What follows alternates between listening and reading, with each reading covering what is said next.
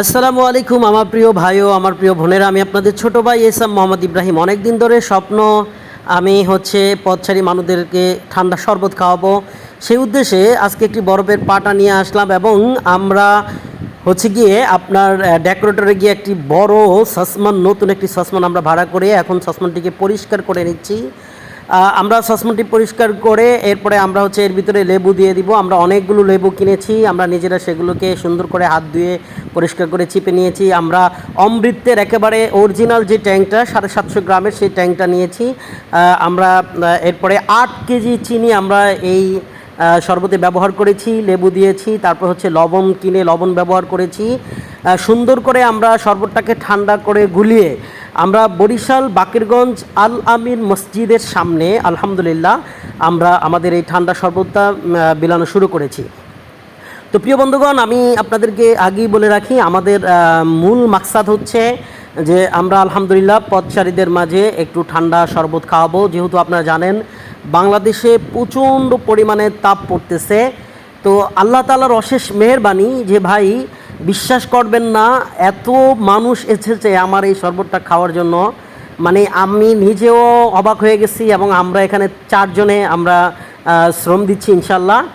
রিয়াদ ভাই, ইয়াসিন, তারপর সাকিব এবং আমি মোহাম্মদ ইব্রাহিম।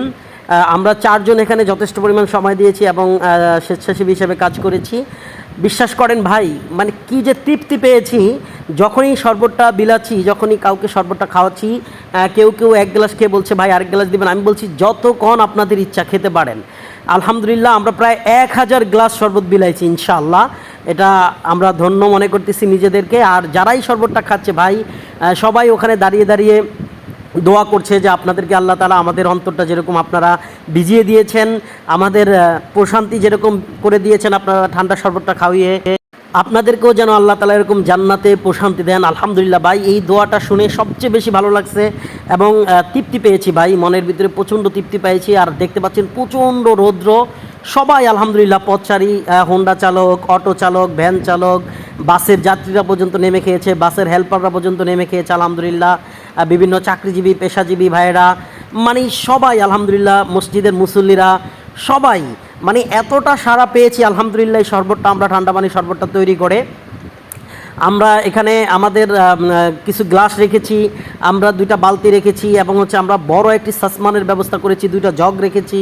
আমরা ঠান্ডা একেবারেই বরফ যেটা খাওয়া যায় এরকম বরফটা আমরা সুন্দর করে পরিষ্কার করে ধুয়ে তারপরে সেই বরফটা আমরা এখানে ব্যবহার করেছি। অবশ্যই সেটা আপনারা ভিডিওর শুরুতে দেখতে পেয়েছেন। সবচেয়ে ভালো লাগছে ভাই, মানে এখানে 2-3টা লোক দাঁড়িয়ে দাঁড়িয়ে আমাদের ডাকার আগে তারা দাঁড়িয়ে দাঁড়িয়ে ডাকছে আর বলছে ফ্রি শরবত খেয়ে যান, যার ক্লান্তি আছে তারা ফ্রি ঠান্ডা শরবত খেয়ে যান। আলহামদুলিল্লাহ ভাই, অটো চালক, রিক্সা চালক সবাই আপনারা আমাদের জন্য দোয়া করবেন, আমরা যেন সামনে এরকম আরও কাজ করতে পারি ইনশাআল্লাহ।